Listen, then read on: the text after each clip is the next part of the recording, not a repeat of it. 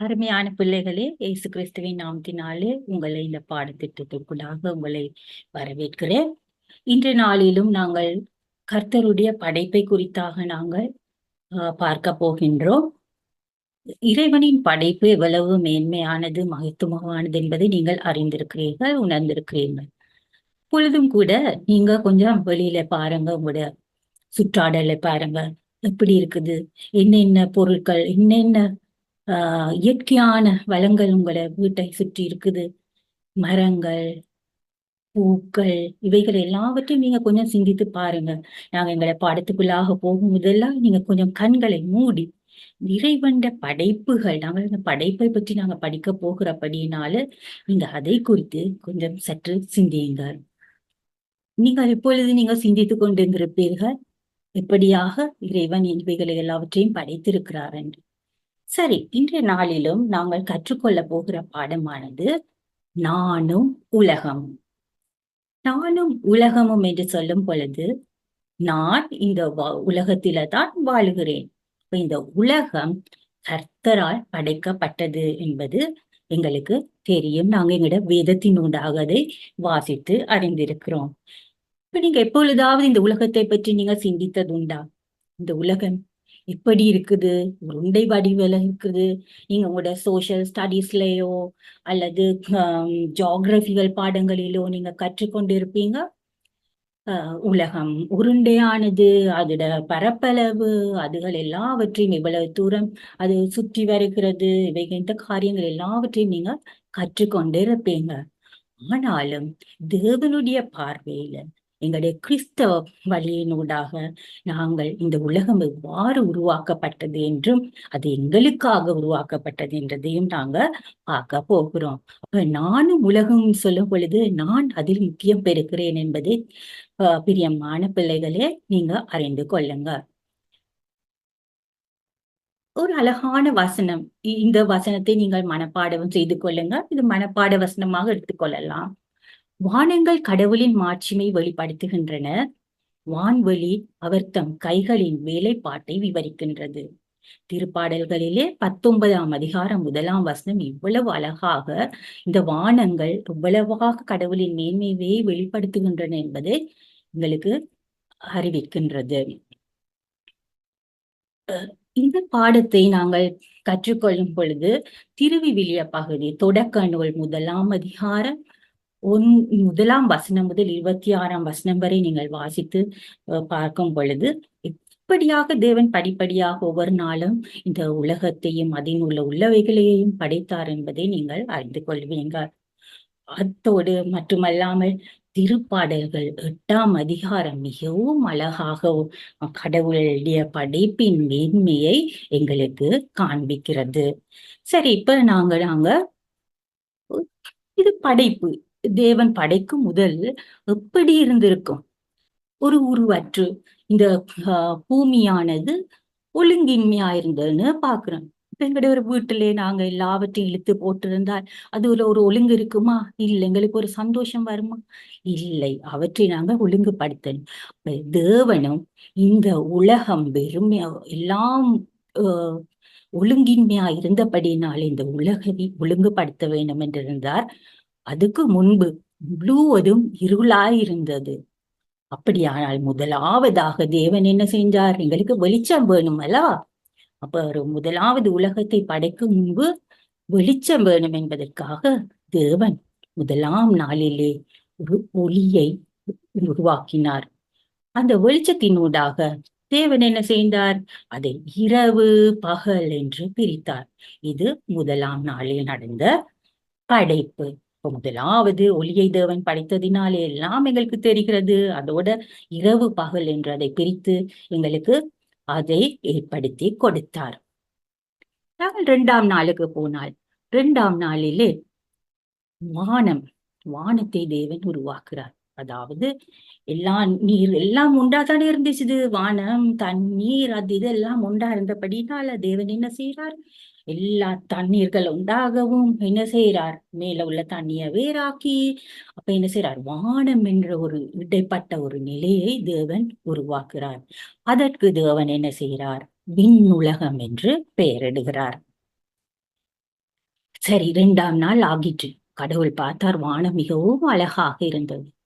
அதுக்கு பிறகாக என்ன செய்யறாரு ஆண்டவர்?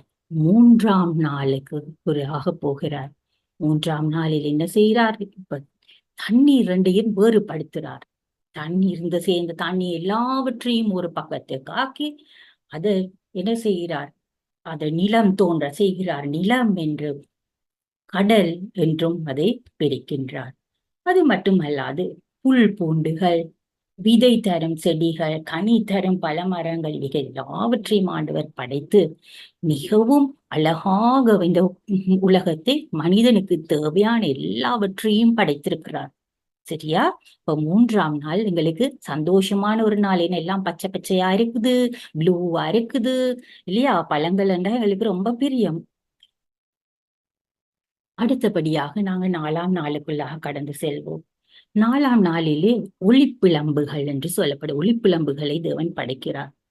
அதாவது பகலை ஆள்வதற்கு பெரிய ஒளிப்பிழம்பு, அது சூரியன் என்று பார்க்கிறோம். இரவை ஆள்வதற்கு சந்திரன் என்ற ஒளிப்பிழம்பை பார்க்கிறோம். காலங்கள் எல்லாவற்றையும் அறிந்து ஆராயறதுக்கு விண்மீன்களையும் தேவன் படைக்கின்றார். அப்ப நாங்கள் எங்களுக்கு எங்களுடைய மனதில் இருக்குது ஒரு ஸ்டார், இப்படிப்பட்ட ஷேப் அப்படி இப்படி. ஆனா அநேக இதுகள் அவைகளுடைய ஒளியினாலே அப்படிப்பட்ட ஒரு உருவத்தை எங்களுக்கு காண்பிக்கின்றது. அநேகமாக எல்லா உருவங்களும் இந்த பூமியை போல அதை விட பல மடங்கு பெரிதாகவும் பல மடங்கு பிரகாசம் உள்ளதாகவும் தான் இந்த விண்மீன்கள் காணப்படுகின்றன.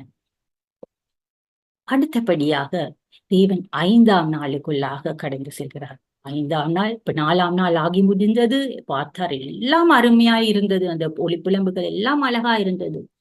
இப்ப அவர் என்ன செய்யறார்? ஒளி பிழம்புகளை எல்லாம் படைத்து விட்டார். அடுத்தபடியாக 5ஆம் நாளுக்குள்ளே நீரில் கடலும் பிரிக்கப்பட்டிருக்குது இல்லையா? கடல் எல்லாம் அவர் உருவாக்கி இருக்கிறார். கடலை வேறாக, நிலத்தை வேறாக உருவாக்கி இருக்கிறார். அப்படியானால் அடுத்தபடியாக கடவுள் என்ன செய்கிறார்? அந்த நீர்ல வாழ்கிற எல்லா உயிரினங்களையும் உருவாக்குகிறார். திமிங்கலம் முதல் சிறு மீன்கள் வரை, இன்னும் அதற்குள்ள வாழ்கிற எல்லா விதமான உயிரினங்களையும் இறைவன் படைத்தார். அது மட்டுமல்ல, வானத்து பறவைகள், நீங்க பறவைகளை பார்க்குறீங்க, எவ்வளவு அழகான பறவைகள் இருக்குது. ஒரு கருப்பு நிற பறவை கூட எவ்வளவு அழகா இருக்குது. காக்காவை நீங்க பாத்தீங்கன்னா கூட அது எவ்வளவு அழகா இருக்கும் இல்லையா? அப்ப இந்த பறவைகள் எல்லாம் பாருங்க, நீங்க சிலதுகளுக்கு ஓரளவு தான் பறக்க முடியும், சிலதுகளுக்கு மிகவும் உயரத்தில் பறக்கலாம், சிலதுகளுக்கு தாழ்வான இடங்களில் தான் பறக்கலாம், சிலதுகளுக்கு அவ்வளவு பறக்கவே முடியாது. ஆனால் இவைகள் எல்லாம் சிறகுள்ளவைகள் யாவையும் நாங்கள் பறவைகள் என்று சொல்றோம். அப்ப இவ்வளவு ஒரு அழகான ஒரு காட்சியை, இவ்வளவு அழகான காரியங்களை தேவன் எங்களுக்கு படைத்து கொடுத்தார். அப்பொழுது 5ஆம் நாள் ஆனது. கடவுள் பார்க்கிறார், இவைகள் எல்லாம் மிகவும் அருமையா இருக்கிறது இல்லையா?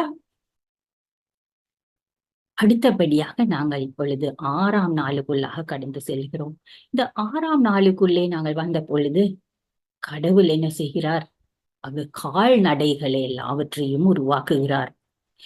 அது மட்டுமல்ல, ஊர்வன, இப்ப பாம்பு, பல்லி, அந்த போன்ற ஊர்வனைகளையும் உருவாக்குகின்றார்.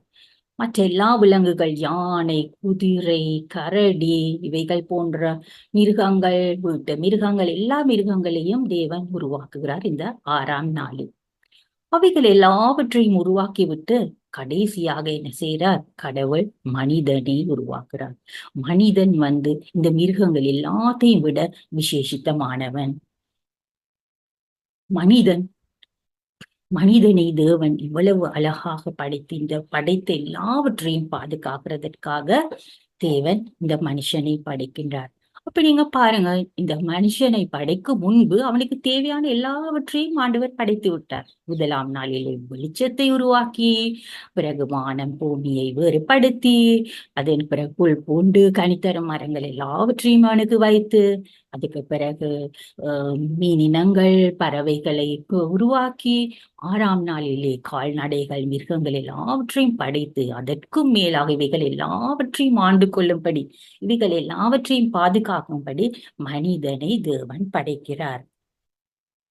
சரி, இப்ப நீங்க 6 நாளும் என்னென்னத்தை தேவன் படைத்தார் என்பதை நீங்க கற்றுக்கொண்டீங்க. உங்களுக்கு தெரியும். இப்ப ஒரு ஆர்டரின் படி தேவன் படைத்திருக்கிறார். எல்லாவற்றையும் இப்ப ஒன்றுமற்றிருந்த உருவற்று இருந்த ஒரு பூமிக்கு ஒரு உருவத்தை கொடுத்து அழகாக அவைகளை ஒழுங்குபடுத்தி நேர்த்தியாக தேவன் படைத்து எல்லாவற்றையும் பார்த்தார். அது மிகவும் அழகுள்ளதாக இருந்துச்சு. அப்ப இந்த 7ஆம் நாள் ஒரு முக்கியமான நாள். தேவன் அதை ஓய்ந்திருந்தார் என்று சொல்லப்படுது. இறைவன் ஓய்ந்திருந்து அவை எல்லாவற்றையும் பார்த்தார். அது மிகவும் அழகாக செய்யப்பட்டிருந்தபடினால் அவர் ஓய்ந்திருந்தார். எங்களுக்கு கூட இந்த ஓய்வு நாள் மிகவும் முக்கியமானது. நாங்கள் ஓடி ஓடி ஓடி ஓடி வேலை செய்தாலும் அந்த ஒரு நாளிலே நாங்கள் ஓய்வு பெற்று நாங்கள் செய்த எல்லாவற்றையும் நாங்கள் பார்த்து என்ன செய்ய வேண்டும், நாங்கள் சந்தோஷப்பட வேண்டும். அதற்காக எங்களுக்கு ஒரு நேரத்தை நாங்கள் கட்டாயம் கொடுக்க வேண்டும் என்பது இதன் மூலம் எங்களுக்கு தெரியப்படுகிறது. அடுத்தபடியாக நான் உங்களோடு பகிர்ந்து கொள்ள போகிற காரியம் என்னவென்றால், கடவுள் மிகவும் அழகாக படைத்து கொடுத்த நமது உலகை பாதுகாப்பதும் பராமரிப்பதும் எங்கள் ஒவ்வொருவருடையும் கடமை. நீங்க சிறு பிள்ளைகள் நினைக்க கூடாது, நாங்க எங்களால முடியாது, இதெல்லாம் பெரியார்கள் செய்ய வேண்டிய வேலை. இல்ல இல்ல, நீங்க என்ன செய்யணும், நீங்க இந்த உங்களுடைய வீட்டுப்புறம், உங்களோட ஸ்கூல், பள்ளிக்கூடம், இன்னும் ஆலய வளாகங்கள், இவைகள் எல்லாவற்றையும் நீங்க போற இடத்துல உங்கள் கழிவு பொருட்களை அந்தந்த இடத்திலே போட வேண்டிய இடங்களிலே, அந்த குப்பை தொட்டிகளிலே போட வேண்டும், சுத்தமாக வைத்திருக்க வேண்டும். நீங்கள் பெரியவர்களுக்கு உதவி செய்ய வேண்டும், அந்த பிராணிகளை நீங்க அன்பு செய்ய வேண்டும். இவைகள் எல்லாம் செய்தால்தான் இந்த உலகத்தை உங்களால் பராமரிக்க முடியும்.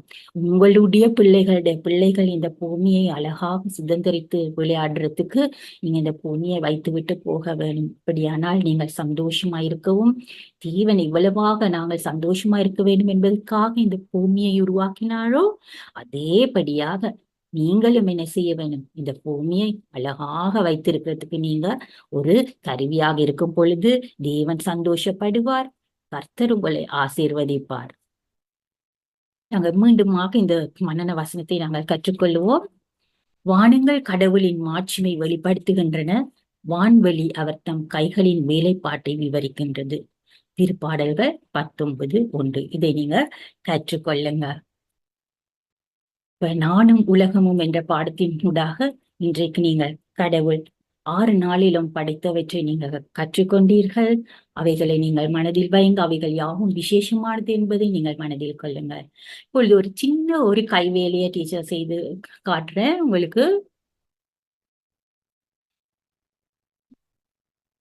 இந்த கைவேலையானது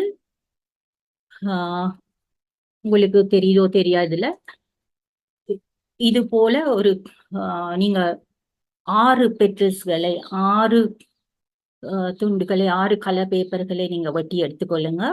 வெட்டி எடுத்து நடுவில் ஒரு வட்டத்தை போட்டு எல்லாவற்றையும் அந்த வட்டத்துக்குள்ளாக ஒட்டி கொள்ளுங்க. ஒரு பென்சிலோ கூரோ இதோ இந்த பின்னுக்கு ஒட்டி கொள்ளுங்கள். இலைகளை போட்டுக்கொள்ளலாம். இந்த 6 நாளும் கடவுள் செய்த 1 2 3 4 5 நீங்க பின்னுக்கு பார்க்கலாம். அது போல நாங்க 6 நாளும் என்னென்ன செய்தார் என்பதை நீங்கள் ஞாபகத்தில் வைத்துக் கொள்றதுக்காக நீங்க எழுதியோ இப்படி பிரிண்ட் பண்ணியோ இதுல ஒட்டி வைத்து கொண்டா நீங்க இதை நீங்க மறக்க மாட்டீர்கள். 1ஆம் நாளில் என்ன, 2ஆம் நாள் என்ன, 3ஆம் நாள் என்னன்றது நீங்க மறக்க மாட்டீங்க. நீங்க நிச்சயமாக இதை நீங்க ஒரு இடத்துல உங்களோட பென்சில் பாக்ஸுக்கு கீழேயோ இங்கே வைக்கும் பொழுது, கடவுள் படைத்தவை எனக்காக படைத்தார், நான் இந்த உலகத்துக்கு சொந்தக்காரி, நான் இந்த சொந்தக்காரன், நான் இந்த உலகத்தை பாதுகாக்க வேண்டும் என்பதை நீங்கள் அறிந்து கொள்வீர்கள். தம்பி தங்கைகளே, நீங்கள் இப்பொழுதும் தருமையான பிள்ளைகளே, நீங்கள் இந்த பாடத்தின் ஊடாக நீங்கள் கர்த்தர் உங்களை ஆசீர்வதிப்பார். ஆமென்.